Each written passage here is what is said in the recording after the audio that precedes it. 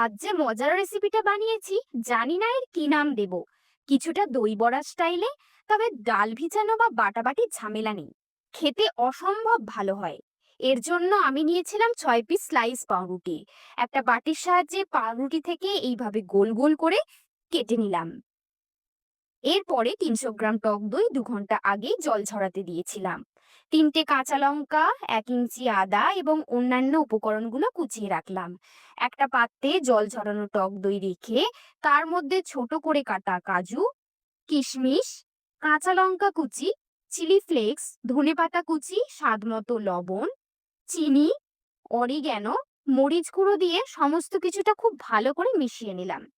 মিশ্রণটা চামচের সাহায্যে পাউরুটির মধ্যে স্প্রেড করে দিলাম। এর উপরে আর একটা পাউরুটি চাপিয়ে দিলাম। এইভাবে সবগুলোই বানিয়ে নিলাম।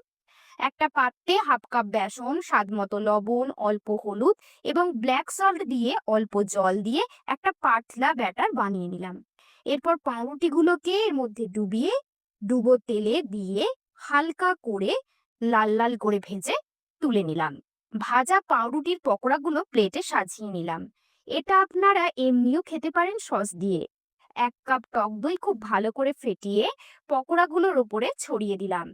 তার উপর ছড়িয়ে দিলাম মিহি করে কুচানো পেঁয়াজ, টমেটো, চিলি ফ্লেক্স, গ্রিন চাটনি, টমেটো সস, সরু ঝুরি ভাজা, ধনেপাতা কুচি এবং চাট মশলা।